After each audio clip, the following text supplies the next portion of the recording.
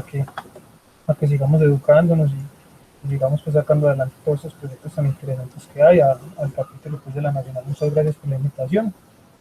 Eh, Esta ponencia se trata básicamente del análisis multiherramienta para caracterizar sistemas térmicos no convencionales, un poquito diferente seguramente a lo que dentro del capítulo pues tan ceñido a la parte de vulcanología seguramente han aproximado, pero pues también es una herramienta de análisis bastante interesante pues que les propongo que a quien se interese pues siga profundizando porque hay mucho campo de acción muy interesante, supremamente multidisciplinario que podemos pues explotar bastante nosotros como científicos. Bueno, la conceptualización, digamos, muy breve. La energía geotérmica pues hace referencia a toda esa energía en forma de calor que está almacenada en la Tierra y que viaja por intermedio de las capas de la Tierra hasta llegar a la superficie, ¿cierto? Digamos que eh, no es para nosotros pensar en que existe pues una energía bastante importante almacenada en forma de calor que, si ustedes observan el gráfico de la parte derecha, pues incluso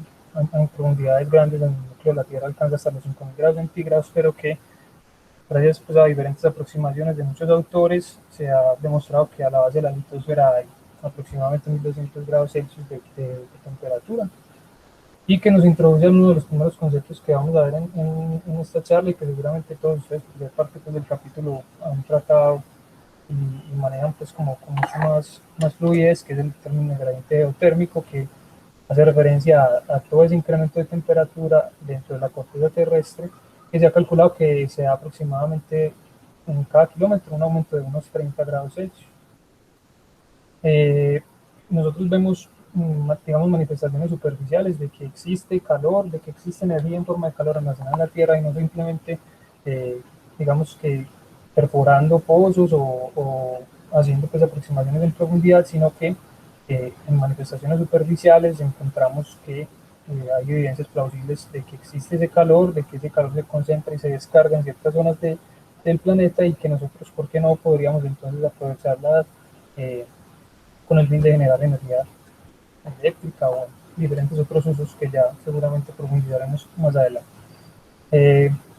entonces, bueno, esta energía en forma de calor realmente sí existe en toda la Tierra, pero se concentra en unas partes muy específicas. Este es un estudio bastante interesante de este autor francés. Evitaré pues pronunciarlo para evitar aquí bullying, pero bueno, el caso es que existen zonas muy localizadas de la Tierra que efectivamente son las responsables de generar esos grandes flujos de calor y que si ustedes, nosotros pues por nuestra preparación académica nos damos cuenta de que está principalmente a lo largo de los límites divergentes, dentro de todos esos límites, entre las placas tectónicas que son responsables de generar ese, esa gran cantidad de flujo de calor que es presente en nuestro planeta. Eh, Aquí viene otro de los conceptos bastante interesantes que vamos a tratar aquí y es que precisamente toda esa energía en forma de calor se da por intermedio de un término que es el término de sistema geotérmico. De pronto, toda esa descarga se genera de forma concentrada. Nosotros vamos a tratar durante la charla bastante este término, pero para eso quisiera como hacer este símil con la esta preparación digamos, para la divulgación social de servicios geológicos es bastante interesante. El símil a la olla digamos, de agua hirviendo, ¿cierto? Es una zona bastante interesante. Un sistema geotérmico se compone principalmente de cinco componentes, valga la redundancia. Una zona de recarga que está localizada en superficie, es donde generalmente un fluido ingresa y penetra el suelo y continúa un tránsito hasta donde eh, almacena en un reservorio, que es una roca en donde comúnmente en términos hidrogeológicos es toda esa agua almacenada y que se puede entender entonces como el símil precisamente de la olla, que asociada a una fuente de calor, que es la que se encarga entonces de utilizar ese mecanismo de calor para calentar esa agua que está almacenada en el reservorio. Y finalmente necesitaríamos entonces una capa sello que dificulte entonces la salida de esa agua, gases, vapor y por supuesto pues, la fuente de calor, en donde esta, digamos, se almacene por una cantidad importante de tiempo hasta que finalmente encuentra una zona de descarga en donde ya entonces nosotros podemos de manera plausible identificar el sistema geotérmico a través de la liberación de diferentes tipos de fluidos, ya sea directamente como lo mostré en las imágenes pasadas de una poza de agua caliente o en algunas otras manifestaciones como pozas de lodo, fumarolas en algunos otros casos o simplemente manantiales que tienen una anomalía térmica pues, que nosotros podríamos identificar. Aquí se ve pues como el esquemita un poquito más organizado, un segundo por favor.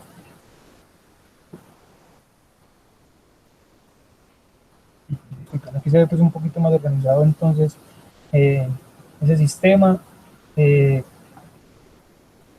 En la zona de recarga, ¿cierto? Generalmente nosotros utilizamos pues como fluido, el fluido va a ser entonces el encargado de llevar esa fuente de calor hacia la superficie, ¿cierto? Permea algunas capas del suelo, se encuentra con una fuente de calor que es la que está señalada aquí con el número 2. El número 3 entonces hace referencia a esa roca que está actuando como el reservorio de nuestra agua, ya con un aumento de temperatura importante. La número 4 entonces hace parte de esa capa sello que evita que la salida sea de una manera más continua y finalmente pues entonces este fluido se libera en superficie. Normalmente nosotros, seguramente ustedes dentro del semillero han estudiado mucho más a fondo este concepto de play geotérmico, y el concepto de play geotérmico es cómo caracterizamos nosotros ese mecanismo de conducción, es decir, cómo se produce el ascenso de ese calor desde la profundidad, desde donde se está generando esa fuente de calor hasta la superficie, y cuál es el ambiente geológico en donde se está produciendo ese flujo de calor, cuál es el ambiente geológico responsable de llegar a producir ese calor y llevárnoslo hasta la superficie, ¿cierto? Digamos que en términos generales existen muchas clasificaciones de los ambientes, de los sistemas geotérmicos, perdón, pero digamos que para efectos académicos nos vamos a quedar con la más acertada, digamos, que es la de MOE que propuso en 2014. Nos vamos a centrar en esta clasificación de sistemas no convencionales, es decir, en donde los sistemas están dominados por fluidos convectivos, asociados principalmente a controles por fallamiento, estructuras que están, digamos, traspasando gran parte de la corteza y que son los responsables entonces de generar zonas de debilidad por donde no solamente está ingresando nuestro fluido, eh, digamos en términos del agua meteórica responsable que después va a subir a superficie, sino que también entonces va a ser el canal de conducción que va a tomar preferencialmente nuestro calor para transportarnos entonces esa energía en forma de calor a la superficie. Es el término de sistemas geotérmicos no convencionales, entonces es donde el flujo de calor está asociado principalmente a las fallas profundas y no asociado a una fuente de magmatismo directa, como la que normalmente estudiamos pues, en nuestro país, en un mar tan activo como el de Colombia, pues claramente todos los esfuerzos en cuanto a la ampliación del conocimiento asociado a los fluidos geotérmicos está centrado en las fuentes de volcanes, pero digamos que desde la aproximación a la luz de la elaboración conceptual de cómo se produce el flujo de calor, estos sistemas geotérmicos son bastante interesantes porque dan cuenta de cómo se produce todo el proceso desde la recarga hasta el tránsito, hasta la posible descarga, en un sistema pues entonces en donde las fallas son los responsables de generar esa transferencia de calor. Básicamente funciona de la siguiente manera, como están viendo ahí pues, en el gráfico animado. Entonces nuevamente volvemos a lo mismo. Este sistema aerotermal entonces se encarga por una zona de recarga de ingresar el agua meteórica hasta calentarse con una, no necesariamente con una cámara automática, puede ser un intrusivo de alta temperatura o un adelgazamiento cortical, y que después nosotros por una zona de debilidad vamos a encontrar entonces manifestaciones superficiales que van a llevar entonces a la superficie nuestra energía en forma de calor. Titulé esta charla Análisis multiherramienta, y es a mí algo que me gusta mucho, y es que nosotros debemos entender que para nosotros llegar a encontrar la respuesta de qué es lo que está sucediendo con un sistema específico necesitamos utilizar una serie enorme de herramientas. Aquí he visto unas cuantas: la geoquímica, la geología estructural, desde la caracterización de esos sistemas, porque es importante desde lo que nosotros conceptualmente definimos de nuestra hipótesis, que es que esos sistemas geotérmicos no convencionales responden siempre a esa geología estructural, la hidrogeología, por supuesto, porque si hacemos el símil, entonces entendemos esta roca reservorio tal cual como se entiende desde la hidrogeología, las zonas de recarga tal cual como se entiende desde la hidrogeología, y las zonas de tránsito tal cual como se entiende desde otras ramas pues, de la hidrogeología. Y otros elementos complementarios. Yo aquí pongo termocronología y geofísica más como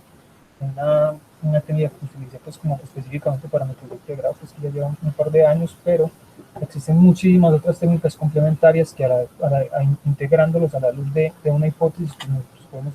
encontrar una modelación conceptual muchísimo más acertada de lo que está sucediendo con nuestro eje geotérmico. Perfecto, entonces esta es la modelación conceptual y a esa modelación conceptual normal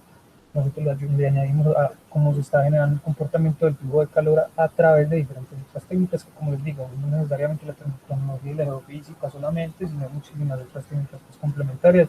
ya sea pues dependiendo de la hipótesis que nosotros manejemos. Yo les voy a exponer acá un caso de estudio que ya tiene pues un par de años, de lo que nosotros quisimos denominar en su momento como el pliegue geotérmico de Aveiva, que es un pliegue geotérmico ubicado en el occidente del departamento de Antioquia, cerca ahí a la costa pacífica. Entre los municipios de Aveiva y Mutatá se generan tres manifestaciones hidrotermales que ustedes ven ahí, muy alineadas a lo largo de una quebrada que se llama la quebrada Chimorro. Este contexto es bastante común utilizado desde la geociencia, es en toda la zona de sutura del bloque acrecional de Panamá-Chocó, unas litologías, digamos, oceánicas, dominancia pues principalmente que generan cuencas internas que responsables entonces de generar esos sistemas de falla profundos que están posiblemente asociados con la generación de estos manantiales con anomalías térmicas. En la visita de campo, pues así como para ubicarlos rápidamente, estos manantiales tenían una temperatura in situ de 40 grados Celsius lineales, 39.8 grados Choar y casi 43 grados Nahar. Estas temperaturas no son normales, digamos, no son temperaturas que en superficie que sean convencionales asociados a cualquier tipo de emanación común de cualquier otro manantial, incluso comparándolas con la zona, que es una aplicación que está en proceso. Hemos visto pues que en definitiva sí se ve el aumento de la anomalía muy grande, no solamente con los corrientes superficiales, sino con, como les digo, con todos esos manantiales pues que están circundantes en la zona. Este es básicamente el comportamiento, una serie de fallamientos inversos que dan como resultado pues un bloque colgante que es la formación lineal, es una formación mayoritariamente sedimentaria y unas areniscas de grano fino conglomeráticas en algunos sectores, pero que tienen algunas otras capas volcánicas que pueden estar siendo el sello de que está acumulando esos grandes flujos de calor, y por supuesto la falla de Simorro y todos sus imbricamientos que son responsables pues, de esta serie de bloquecitos tectónicos que se están generando acá y que a lo largo pues, de, como lo pueden observar, una dirección casi norte-sur, estamos viendo que es una anomalía térmica bastante interesante. Entonces, empecemos a darle un poquito como de contexto, una serie de herramientas que nosotros utilizamos de una manera pues como más a lo que ustedes profundicen, es que nosotros en el momento en el que propusimos este trabajo de grado, estas fueron las herramientas que nosotros usamos, pero a la luz de construir un modelo conceptual, todas las herramientas son válidas y bienvenidas. Entonces, claro, siempre que tengamos claro nuestra hipótesis, la idea siempre es que todas las herramientas se integren a la luz de una hipótesis que nos permita ahondarla pues, de la mejor manera y que nos vaya dando respuestas que sean correlacionadas finalmente a la luz de entender cómo funciona un sistema completo.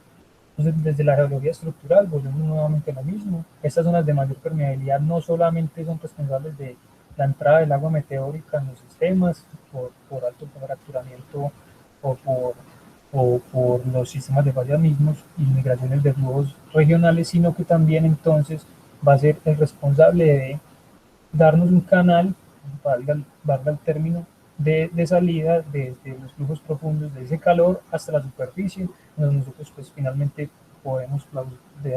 tener una evidencia más plausible de que ahí hay una anomalía geotérmica estudiada. Nosotros en su momento hicimos bastantes análisis, dentro de los cuales incluyó pues, unos análisis automáticos de los lineamientos y los drenajes para cada una de las unidades litológicas. Ahí vemos pues que todas son bastante consistentes, o por lo menos en su gran mayoría son bastante consistentes con eh, el comportamiento que se está viendo no solo en el sistema estructural, sino también en el alineamiento, perdón, de todos esos manantiales pues con un aumento importante en la temperatura. Mm, Vimos que bastantes litologías podrían ser responsables como la, digamos, de identificar cuál era la fuente de calor, pero que digamos la que nos dio precisamente estos análisis estructurales que nos dieron indicios también de la fuente de calor, y es que si ustedes observan la única litología con una tendencia estructural diferente es la del batolito de Maldé. Esta fue la que nosotros identificamos como la fuente de calor inicial eh, que estaba haciendo pues un ritmo intrusivo que estaba generando esa fuente de calor, calentando a la formación de lineales y por ende pues la salida de agua meteórica estaba poniendo las anomalías en superficie. Este trabajo es bien bacano, bien interesante. Nosotros recuperamos varios datos de afloramiento con un procesamiento de un programa que se llama Gigapan, eh, para intentar entender un símil de este proyecto de grado de maestría de Manuela Botero en la Nacional de aquí de Medellín. Y ella,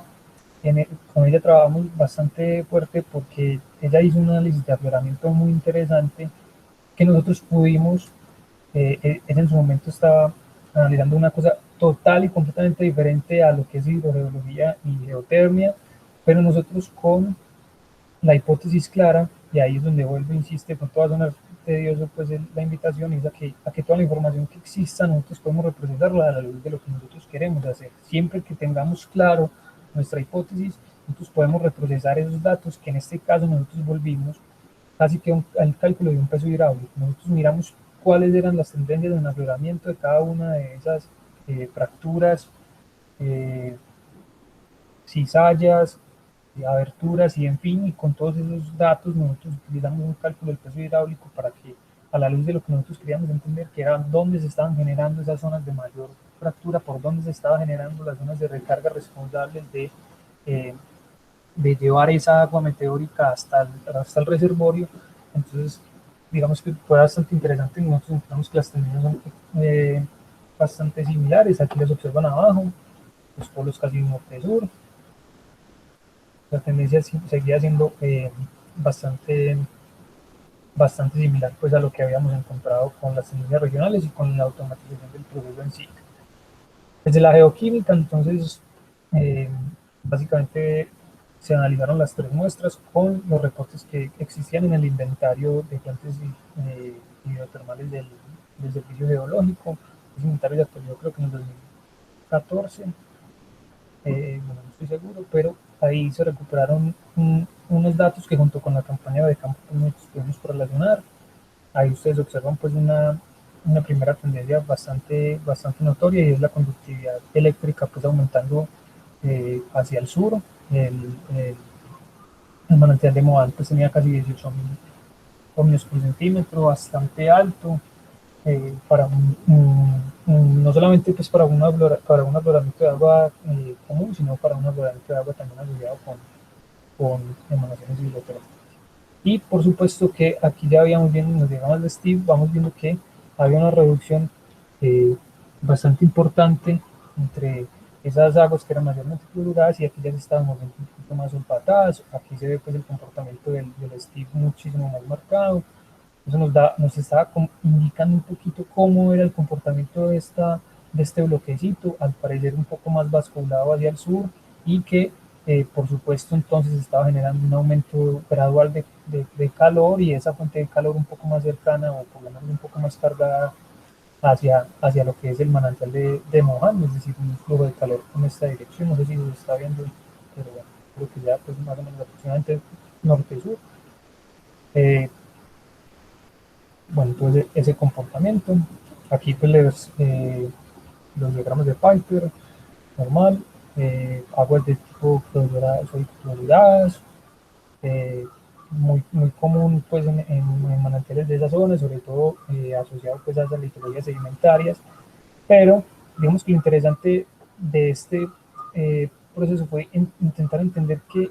eran aguas que se encontraban casi que muy maduras con muchísimos procesos de mezcla. Ahí, con ese aumento gradual de CO4, nosotros nos dimos cuenta que ahí había una fuente de calor bastante interesante de entender, porque no solamente nosotros asociábamos a que pueda ser un tránsito largo, que la temperatura podía estar, digamos, enmascarando un poco lo que son los procesos, pero no, el aumento en la geoquímica nos dio cuenta de que efectivamente existen procesos de mezcla, eh, responden entonces a que las aguas que tienen un tránsito importante, como lo pueden observar, digamos que son aguas cercanas a la distribución de aguas maduras, pero que en definitiva daba respuesta a procesos de mezcla responsables precisamente del calor. Eh, Aquí es interesante, estas nuestras isotopías son obviamente las que se pudieron recuperar de la base de datos. Nosotros quisimos hacer una segunda campaña de muestreo. Un sistema no convencional es muy claro que encuentra procesos de mezcla fuera de la línea meteórica, ¿no? Que para la de Colombia es la que se observa en rojo, es decir, para manantiales que no tienen procesos de calor pues, o hidrotermales. La roja, perdón, la negra es la meteórica mundial, y más o menos en esta tendencia de la línea color púrpura vemos procesos de mezcla en donde nosotros podamos afirmar o por lo menos pensar en que este, este sistema puede estar respondiendo a procesos de mezcla. Si nosotros comparamos, por ejemplo, con este proceso, perdón, estos sistemas convencionales asociados al magmatismo pues, de volcánico, vemos este proyecto, este proyecto presentado por la profesora María Marini y Esteban Gómez en 2019, si no estoy mal, es de los volcanes del sur. Entonces, pues ahí vemos que claramente es un sistema muchísimo más directo, en donde sí, por supuesto, el agua también es responsable de transportarnos del flujo a superficie, pero que es un canal un poco más directo en un sistema magmático, mientras que en un sistema no convencional el recorrido es muchísimo más amplio, las aguas son muchísimo más maduras y por ende los procesos de mezcla son muchísimo más claros, y esos son los que nos estaban dando cuenta entonces de que la fuente de calor estaba asociada a el sistema estructural, a un intrusivo que estaba calentando ese reservorio, y que finalmente el mismo sistema estructural es el que se encarga de entonces traerlo a superficie con una anomalía térmica bastante importante. Pero entonces nosotros teníamos que entender precisamente cómo estaba generando ese, ese flujo pues, de calor. Y como ya lo mencioné, no solamente, no solamente es entonces el agua meteórica no es solamente responsable de sacar la superficie, sino que por ende, como ya lo dijimos, encontramos que eran aguas muy maduras y necesitábamos entonces entender qué era lo que estaba sucediendo con el comportamiento de las zonas de recarga, las zonas donde potencialmente nosotros podríamos ingresar agua meteórica que estaba viajando por todo el contexto de nuestro sistema geotérmico y finalmente lograba alcanzar el reservorio que se encontraba calentándose por la fuente de calor, que ya sabíamos que, o teníamos pensado que era el batimento de Mandé, y ese sistema que se estaba generando en esa dirección tan predominante que ya sabíamos o teníamos pensado que estaba asociado al sistema estructural marcado pues así norte-sur preferencialmente. Entonces, bueno, nosotros hicimos un análisis hidrogeológico eh, que se hace normalmente para encontrar toda la recarga potencial por precipitación a base de un modelo semidistribuido de humedad en el suelo. Nosotros queríamos entender cómo entonces estaba ingresando esa agua a partir de diferentes zonas homogéneas, pero también necesitábamos entender no solamente la distribución que entiende un hidrogeólogo en respuesta a un análisis temporal, sino que nosotros queríamos también entender, disculpen, cómo se estaba generando esa distribución de manera espacial. ¿Qué variables entonces nosotros podíamos utilizar para espacializar esa tendencia de ingreso de la precipitación como la fuente, pues como la precipitación, como la fuente de potencial de mayor recarga en la zona, a la luz de diferentes variables físicas? Nosotros utilizamos coberturas de tierra, entonces se realizó una cartografía de escala 1 en 100.000, utilizamos coberturas vegetales, utilizamos las unidades cartográficas de suelo, principalmente asociadas a las texturas del suelo, utilizamos obviamente como la geología como, digamos, como unidades macro de análisis sobre las cuales ya después se iban a desplegar. Por supuesto que utilizamos una zona de influencia de las fallas porque ya sabíamos que era lo que más nos interesaba, queríamos saber qué era lo que estaba sucediendo a lo largo de esos sistemas, entonces pues ingresarlos era bastante importante. Y por supuesto, bueno, las pendientes que son las que observan aquí en la parte superior izquierda, y por supuesto todas las variables hidrometeorológicas normales, la distribución espacial de la precipitación a partir de las, sensores remotos. Utilizamos un modelo de regresión entre un modelo de Chelsea, que es un Worldline, y CHIRPS, son satélites que nos entregan datos diarios de precipitación y que nosotros les ampliamos y aterrizamos con estaciones en tierra, que son esas dos estaciones que ustedes ven ahí, Villarteaga y Fueña. Ahí nos dimos cuenta pues que el modelo cumplía relativamente bien, con un buen margen de error. Entonces pues utilizamos la distribución espacial y bueno, los modelos de temperatura de evapotranspiración potencial que normalmente se utilizan para todo. Pero como les digo, nosotros quisimos entonces utilizar no lo que normalmente utiliza un geólogo, sino que nosotros queríamos, siempre teniendo en cuenta esa, ese objetivo de entender cómo era que se estaba comportando ese sistema de fallas y esa precipitación entrante como responsable de ese flujo de calor. Entonces nosotros hicimos una comparación por un método normal de análisis jerárquico ponderado, que se utiliza normalmente para amenaza, que se utiliza normalmente para zonificación de vulnerabilidad y demás, y cruzamos con ese modelo que se hacía pues de manera 1D, valga la redundancia, y luego espacializamos todas esas variables a la luz de entonces entender cómo era la distribución espacial de esa recarga potencial. Si ustedes observan acá, vemos entonces en la parte superior la recarga por agua meteórica, por agua de precipitación en año seco, abajo año húmedo, y la que ustedes más resaltan que es en año normal, con un promedio multianual pues bastante amplio. Vemos que es bastante interesante que se observa principalmente las zonas de recarga más altas se generan casi que a lo largo de nuestra zona de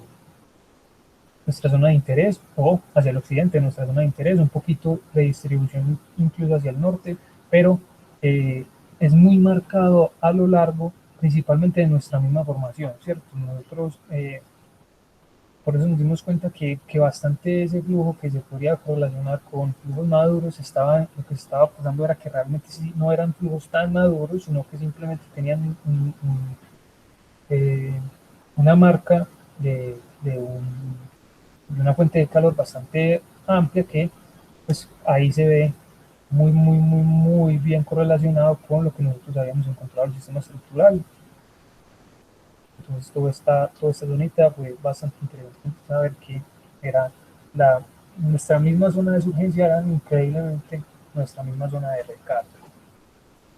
Entonces, bueno, a la luz de, yo les voy aquí a listar, nosotros no pudimos ejecutar la geofísica, pero les voy a dar aquí las herramientas que existen. Hay un modelo de representamiento para datos gravimétricos en el país que nos pueden dar cuenta de adelgazamientos tropicales o intrusiones magmáticas, en fin, todo esto a la luz de entender muchísimo de, digamos, cómo se está comportando ese flujo de calor, dónde se encuentra esa fuente, a qué profundidad, dado el caso en algunos sectores, optimizando pues esos modelos geofísicos regionales. Sin embargo, también hay unas formas de adaptar los estudios geoeléctricos que, si bien son estudios de corto alcance, nos ayudan a entender un poco cómo se está dando la variación de la temperatura en profundidad, dónde se encuentran ciertas zonas eh, digamos, de mayor permeabilidad, en donde nosotros a partir de inversiones y diferentes cálculos pues directamente sobre la pseudosección, nosotros podíamos entender qué era lo que nosotros queríamos hacer, eh, y quedó ahí pendiente porque para quien quiera profundizar en su momento, pero el caso es que entender esas anomalías en las resistividades a la luz de las variaciones en la temperatura también era pues muy importante, solamente desde el punto de vista de la geoeléctrica, que es un método pues, que no tiene mucho alcance, pero que realmente es bastante interesante también aplicar. Y bueno, utilizamos diferentes otras técnicas para resumir. En la técnica de los geotermómetros, pues a partir de las concentraciones de diferentes iones, nos dio precisamente lo que les había mencionado. Disculpen la resolución de la imagen. Eh, entonces, lo que les había mencionado, un manantial que tiene un menor potencial, que es el termal de Guineales, el que se encuentra un poco más al norte, y un aumento gradual en esa temperatura de los geotermómetros, desde el orden de los 90 grados a unos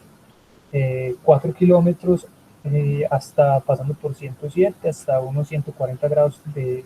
potencial, a 4 kilómetros de la escuela Moján. Estos puntos que ustedes observan acá en estos triangulitos moraditos fueron puntos en donde la, eh, la estudiante Manuela Botero en su momento para su tesis de maestría vuelve y juega con otros total y completamente objetivos diferentes a los de nosotros, y es ahí su termocronología de baja temperatura, eh, obviamente con el fin de datar. Nosotros encontramos una relación bastante interesante entre esos reseteos parciales que ella había encontrado en esos minerales del bloque colgante de esta formación, que sobre todo estos dos acá, este 28 y este 25, en donde sí, si bien para ella esos reseteos eran omitidos pues para efectos de su objetivo, nosotros entendimos ese reseteo como flujos de calor que estaban siendo responsables de los manantiales termales que están ubicados un poco más al occidente. Es decir, esta técnica pues es un poco utilizada, es un poco confusa, pero que es, digamos, traigo a colación en esta charla para que se quede claro que muchísimas otras técnicas, muchísima más información existe, eh, para poder integrarlo a la luz de lo que nosotros queremos. Entonces, en comparación, por ejemplo, con este otro punto, con este M035, en donde no había sufrido reseteos parciales, tanto tan marcados como los que estaban sufriendo este 28 y este 25, entonces estaban dando cuenta de que el flujo de calor se estaba presentando desde aproximadamente hace unos 2 millones de años y que había tenido diferentes retrocesos, reseteos parciales, perdón, inclusive en edades pues, bastante recientes. Entonces, digamos que todas esas herramientas son bastante interesantes a la luz de construir entonces, finalmente, el resultado que nosotros como los científicos, eh, digamos que es nuestro último objetivo, nuestro objetivo final, y es entender cómo se está dando el flujo, cuál es el responsable, cuál es la fuente de calor responsable de ese flujo, qué herramientas utilizo yo para poder entender cómo se está generando ese flujo y, por supuesto, que digamos qué implicaciones pues, puede llegar a tener. Entonces, bueno, este es el modelo conceptual que nosotros hicimos. Yo pongo siempre en comparación a los modelos geotérmicos conceptuales. Esta es una aplicación que salió hace el año pasado, ese estudio que les digo yo de la profe María Isabel Marín con Esteban, bastante bonito, que es un modelo conceptual asociado a un sistema geotérmico convencional, volcánico, de cadenas pues bastante más estudiadas, y este de acá de la izquierda es el que nosotros propusimos como el sistema geotérmico de Aveiban, el play geotérmico de Aveiban. Entonces la fuente de calor estaba siendo definitivamente el batolito de Mandé. Principalmente nos basamos en la composición química pues, de las aguas, con bastantes procesos de mezcla, y que el flujo de calor estaba aumentando tal cual se les vino desde el inicio de la charla, del norte, con un potencial muchísimo mayor hacia el sur, con temperaturas de hasta 150, más o menos 30 a 40 kilómetros por hora. Las zonas de recarga más bajas se encontraban hacia el sur, lejano a los manantiales que nosotros identificamos, y que esas zonas de recarga pues entonces estaban siendo las mismas que estaban siendo que estaban haciendo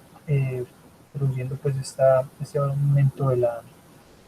la temperatura y finalmente llegando a superficie, y pues que era bastante correlacionable con el sistema de fallas regionales, predominantemente norte-sur o aproximadamente norte-sur, y que son entonces los responsables de generar ese flujo de calor eh, en un sistema geotérmico no convencional, dominado por las fallas,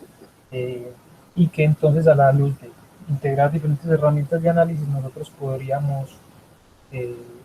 llegar a un producto geocientífico de este estilo. Obviamente que esto tiene muchísima tela por cortar, muchísimo más por profundizar, tanto en escala temporal como espacial, muchísimas más herramientas que implementar, pero es una propuesta bastante interesante para plays que no son asociados a sistemas matemáticos. Bueno, muchas gracias, eso es todo lo que les tenía preparado para el día de hoy. Listo, muchas gracias, Nicolás. No sé si alguien tenga alguna pregunta. Si alguien tiene, pues si quiere puede alzar la mano, escribir en el chat. Sin embargo, yo tengo una pregunta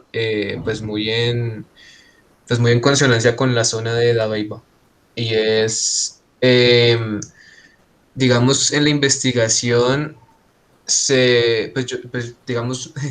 tengo conocimiento de que se puede utilizar términos como baja entalpía, alta entalpía y pues estos diferentes términos para categorizar campos geotérmicos. En este caso, pues, esta evaluación que se hace ahí, ¿en qué categoría cae? Ya, Y también encadenado pues un poquito a esa pregunta, ¿qué uso se le podría dar a esa parte más allá que creo que hay unas bueno, termales y se utiliza el turismo y sí, muchas cositas más? perfecto, sí. Esta clasificación que nosotros, o que yo para efectos de esta presentación utilicé, es una clasificación muy purista, muy académica, pero la clasificación que mencionas es un sistema, una clasificación de los sistemas basados en la temperatura. Hasta sistemas de aproximadamente 150 grados, como el que nosotros tenemos, son sistemas entre baja y media entalpía, que pueden utilizarse para usos de diferentes tipos como calefacción, incluso hay plantas de flasheo que son capaces de producir energía eléctrica a más de 100 grados Celsius, entre 100 y 150, pero que como tú lo mencionas, son fuentes que no son muy, digamos, son fuentes que se descartan porque no son geotermómetros muy amplios, muy llamativos en cuanto al potencial que tienen, pero lo que realmente con desarrollos en cadena y con plantas en cascada de flasheo como las que te menciono pueden llegar incluso a producir energía eléctrica, ¿cierto? Pero se clasifican ahí entre la baja y media entalpía, porque la zona sur se encuentra por debajo de los 100 grados Celsius, y mientras que al norte ya se encuentra un potencial un poquito mayor, perdón, al sur. Listo, dale, gracias. Aquí Juan Esteban Mosquera nos pregunta qué costo puede alcanzar un estudio de estas características. Bueno, no sé a qué se refiere a Juan Esteban, pero básicamente eh, todos los datos que nosotros utilizamos en este proyecto fueron de los servidores públicos, y más lo que tuvo que ver con la campaña de campo, que fue bastante baja. Pues nosotros somos estudiantes y sabemos lo que implica pues hacer una campaña de campo siendo estudiante. Entonces pues los costos son realmente bajos, hay muchísimos datos libres, que vuelvo y les insisto en que por ejemplo los satélites, los modelos de precipitación son gratuitos, las estaciones de IDEAM son gratuitas, todos estos datos que recuperan las primeras campañas del servicio geológico para efectos de su inventario de fuentes termales son gratuitos. Eh, en fin, ya pues ahí depende del objetivo que nosotros queramos darle. ¿Por qué? Porque a lo que me refiero yo con, de pronto, la pregunta de, de Juan va más a lo que mencioné del tema de la isotopía, es que una muestra de isótopos puede estar del orden de los $100 cada una, más el envío, ¿cierto? Entonces, pues digamos que ahí ya se salía un poquito como de las manos, ¿cierto? Como del alcance que nosotros queríamos, al que nosotros queríamos llegar, y por eso esto es simplemente una aproximación muy conceptual a todo ese sistema que allá se genera, pues, pero pues es algo realmente, todo esto puede hacerse incluso sin la campaña de campo, digamos que con lo que representa tu hora hombre, con que te represente tu tiempo a un costo bajo y con resultados bastante aproximados a la realidad que seguramente pues dan a un muy buen producto científico como retiro final. Listo, gracias. Entonces, yo ahí tendré otra pregunta y es, ¿qué tanto, pues como tú hablabas de todas estas temporalidades o estas, bueno, no, sí, como este comportamiento bimodal a nivel climatológico que tiene la zona, qué tanto puede afectar el mismo pues sistema geotérmico, no sé, que haya como un aumento en la recarga o que haya una sequía o algo por el estilo? ¿Cómo podría afectar la emanación de calor que hay allí o el flujo de calor? Esa pregunta es bastante interesante. Incluso a finales del año pasado se intentó hacer un proyecto de grado asociado digamos, a las corrientes que generan esos manantiales. Digamos que para efectos de la recarga, la afectación pues es mínima, ¿cierto? La recarga se espacializa más en términos de muy largo plazo, con una, un análisis espacial muy amplio que para la zona, por, digamos que es importante, llueve bastante, el Urabá es una zona del país en donde llueve bastante, en donde llueve en cantidades y en épocas bastante marcadas y en magnitudes bastante marcadas. Pero para efectos digamos, de la escorrentía que genera y digamos de los impactos que puede llegar a generar, eso sí tiene un cambio en la composición de las aguas superficiales bastante interesante que nosotros siempre hemos querido profundizar, pero pues para efectos de más del corazón que de otra cosa, porque las implicaciones, digamos, desde el punto de vista social son bastante bajas. Eso es una zona que es poco habitada, poco o nula habitada, muy poquitos caseríos, pero que esa quebradita va a dar al río Sucio que digamos que por descarga terminaría pues en el Golfo de Urabá. Entonces pues nosotros queríamos hacer como una trazabilidad de todos esos impactos, que es bastante interesante, pero no desde la recarga propiamente, sino como desde la descarga de esas aguas producto de las emanaciones hidrotermales a los cuerpos de agua superficiales, pero en ese momento no tengo pues como una respuesta así muy concreta, pero es un trabajo interesante que pues, se puede profundizar pues, a futuro. Listo, gracias por la respuesta. Y pues bueno, no sé si aquí tenga más preguntas, si no, pues ya tengo pues una última más o menos, si no es que salen más curiosidades. Pues hablas de la zona que es pues poco habitada, ¿no? Y mi pregunta es en cuanto a la composición del agua. Entonces la composición del agua, si no estoy mal, hablabas de una composición como clorificada, no sé, es que no me acuerdo ahora muy. Sódico cloruradas. Eso, sódico clorurada, o sea, no sé si tienes constancia de que si se han reportado casos o algo así de que esa agua puede afectar, pues, no sé, a algún nivel de toxicidad a las personas que tengan aquí un acuífero que absorban agua ya desde esa zona o algo por el estilo. Es, bueno, sí. A ver, eh, digamos que todas esas implicaciones macro, de esos análisis macro, son bastante interesantes, eh, digamos, bastante importante profundizarlas, pero que precisamente el empujón social es poco. Nosotros, normalmente un agua de ese estilo, pues ya sódico clorurada, es un agua que responde a procesos de agua subterránea, es decir, que son aguas viejitas, son aguas que se encontraron hace mucho tiempo, que han recorrido mucho, que se han cargado mucho de iones. Eso también se ve en el valor de conductividad eléctrica del orden de más de 15.000 microsiemens. Eso es una agua supremamente cargada iónicamente. Entonces que digamos que para efectos de, de ese análisis que mencionas es bastante interesante, pero que si también recuerdas que esa zona, esa zona es la misma zona responsable tanto de la recarga como de la descarga, pues es una zona relativamente concentrada en términos de hidrogeológicos, es decir, desde el acuífero propiamente, desde los procesos de recarga, tránsito y descarga, eh, esos procesos están relativamente concentrados y por eso te mencionaba yo que sería importante perdón, analizar más desde el punto de vista de las implicaciones que tiene una vez se descarga esa agua con esos aumentos iónicos, que puedan llegar a tener implicaciones en términos de calidad de agua, pero ya más superficial que un agua que relativamente se aprovecha poco, porque pues ahí no hay,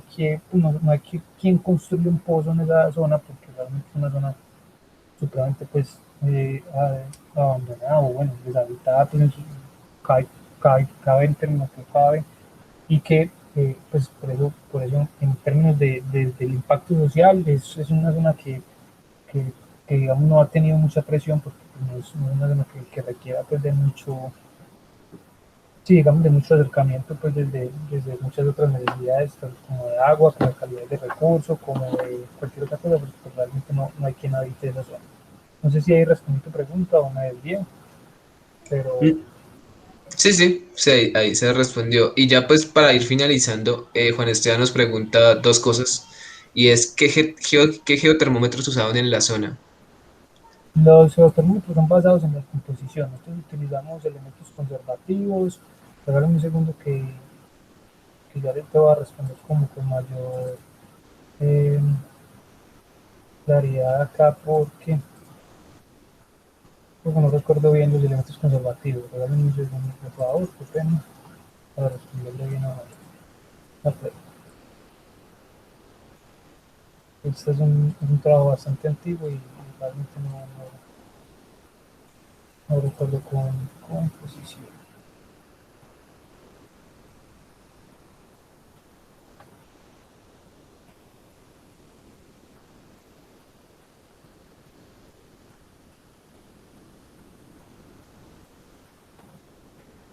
Bueno, le, digamos, le quedo viendo a Juan la respuesta de los geotermómetros. Si quieren, les voy a dar por aquí por el chat el currículum y le comparto toda la información completita para que le den una leidita. Y sí, qué pena con ustedes, que me voló de la cabeza la respuesta. Listo, no, no hay problema. Ah, bueno, ahí ya Yo con quería los hacer una dos. pregunta. Sí, Y dale. claro que no sé si ya le respondió algo, escuché de la energía eléctrica, pero ya hay proyectos para poder utilizar la energía geotérmica y poder usarla para, o sea, para generar energía eléctrica. Pues asociados a este tipo de sistemas no existen. Incluso en el país apenas hay un solo pozo exploratorio que es el que se está haciendo en el Nevado del Ruiz. El Servicio Geológico creo que empezó a finales del 2018 a perforar un pozo exploratorio para intentar entender realmente el potencial asociado a sistemas convencionales, que pues nosotros, como mencioné en alguna parte de la charla, pues somos ricos en ese tipo de energía, nuestra cadena de Ok, volcanes es bastante amplia, pero en este tipo de sistemas no, aquí en el país pues propiamente no se ha hecho, pero sí existen muchísimas plantas eh, que están asociadas pues, a este tipo de sistemas, propiamente pues a sistemas no convencionales. En Italia hay una, eh, bueno, conozco la de Italia y es asociada a sistemas no convencionales, a simplemente alcanzamientos corticales y sistemas fallados que dan anomalías geotérmicas que son aprovechadas para generar energía eléctrica propiamente, así con plantas de glaseo pues, que mencioné ahorita en la pregunta del otro compañero. ok. Listo, y ya la última pregunta de Juan Esteban, que es si se han encontrado elementos de importancia económica en los fluidos. Ah, no. Simplemente los elementos conservativos dan simplemente un aumento normal de aguas normales, no hay precipitación de minerales pues importantes así como de otro estilo pues, de aprovechamiento económico, no hay mineralizaciones importantes, no, por lo pronto no. Igual insisto en esto y es que eh, es una zona a la que se le hizo una aproximación en una modelación muy conceptual a partir de dos épocas de muestreo muy sencillas, al alcance de un proyecto de grado, de pregrado pues para la graduación y a la que se profundizará en su momento cuando se llegue, cuando se llegue pues, el momento de la redundancia, pero que realmente hay muchísimo más por hacer. Y esa pregunta es interesante porque podemos entonces nosotros, digamos, unir esfuerzos entre la persona que estaría interesada en aprovechamiento económico de, de ese tipo de minerales de precipitación y nosotros que estamos interesados en la geociencia y en entender qué es lo que está pasando con ese tipo de comportamientos en esos sistemas geotérmicos. Entonces es una pregunta bastante interesante y pues también una invitación a que se profundice en caso de que les interese. Y bueno, si les voy a poner aquí mi correo, y se los puse por si necesitan algo más. Bueno, muchas gracias por la invitación. Si hay alguna otra pregunta. Sí, pues yo, pues no creo que haya más preguntas y pues nuevamente agradecerte, Nicolás, por haber asistido y también a los participantes del día de hoy. Muchas gracias a ustedes. Cualquier cosita, con todo el gusto, estoy ahí disponible en el correo y bueno, que sigan haciendo mucho más espacios de este tipo. Muchachos. La educación es lo que seguramente nos sacará de este gran hueco donde estamos actualmente. Un saludo muy grande y cuídense mucho. Listo. Muchas gracias.